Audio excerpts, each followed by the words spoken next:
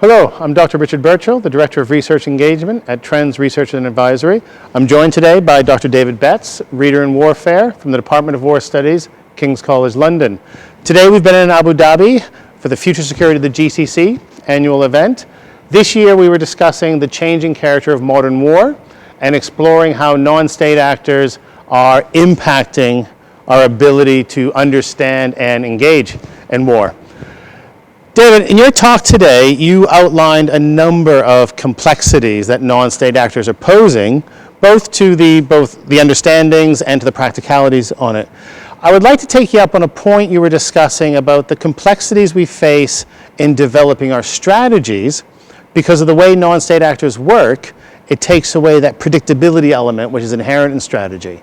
So we've had a number of conflicts involving non-state actors. How come we're still struggling to develop effective strategies in relation to their activities? Well, first I'd like to thank Trends Research and Advisory for bringing me here and organizing this event, which has been enormously productive from my point of view. Oh, good. But to your question about the complexity or the complexification of the strategic space by non-state actors, I think is a very important one. The first thing I would say is that strategy is always complex. You can't go back to any particular era and say, well, look, it was easy for Eisenhower, or it was easy for Napoleon, or it was easy for Alexander. If you think of strategy as the production of intended effects through direct action, through physical action, through the application of physical force, there is an inherent chanciness to this. So there's always an unpredictable element to it. What the issue of non-state actors brings to this is that you get, because it brings in multiple actors, right? You bring in of varying types, of varying sizes, that it does add, as you would expect, as you add more numbers and more types, it just increases the unpredictability, the non-linearity of the environment. And this is reality we just have to accept. Now, what can we do about it? I think that actually what we ought to do about it is, again, not altogether dissimilar from what was done in the past. In other ways, the practice of strategy is about the simplification of complex problems. And the key thing, I think, or the key failing, or an issue which has progressively confounded us, by which I mean kind of generically the West over the last decade or so, has been the ambiguity about our own political objectives. Right. It's one thing, it's one thing to dissemble in war. I mean, war is about deception. It's one thing to deceive your enemy.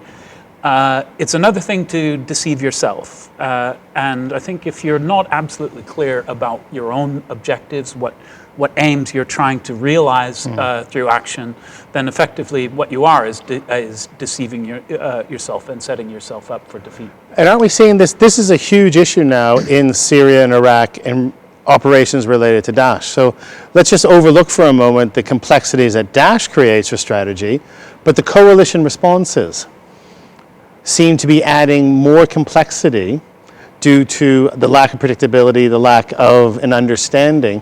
So how would you sort of deal with that issue in terms of, if we're all supposedly dedicated to one common goal, but we're seeing multiple actors acting in different ways in responding to that goal? What does that do to our strategy and our planning and the subsequent operations that follow on? It makes it completely chaotic. It makes it totally incoherent.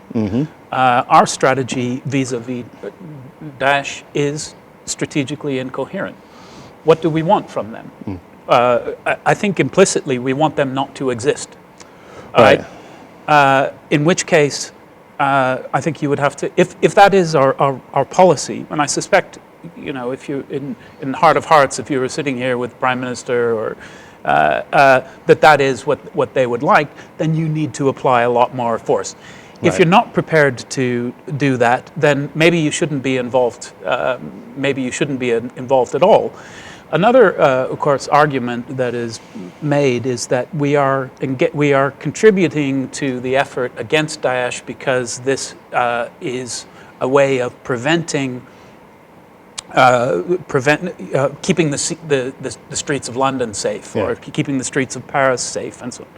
Well, again, I think this is facile and incoherent, and it doesn't pass the smell test with the public. The public doesn't believe this. The public thinks, and probably rightly, that actually it works the other way. The problem we have with respect to the violence on our streets predates Daesh, even though this may well make it worse, but it's not going to make it better. Right. Okay. Briefly, I mean, so what would you suggest to governments in coming up with a bit of coherence to their strategy and approach, not just individually, but in terms of coalition activity? Well, I think that any strategist wants to understand what the aim is from the beginning. So I think the government needs to establish what it is that they aim. What is their vision of what is the vision of the world that they want to have occur? Okay. Once you have that, you can begin to develop policy towards that, and you can take a serious look at the means you have available and say, look, is this plausible or not? You can go back to politicians and say, look, what you want is not possible with what we have available. But if you did this, but really, you have to start with a concrete, or a relatively concrete and relatively plausible vision of the future. Okay. And without that, then Great. You can't make policy. Okay. Great. Thank you very much, David, for your insights, and thank you very much for your presentation today and for joining us here in Abu Dhabi for this event. Thank you. It was a pleasure. Thanks very much.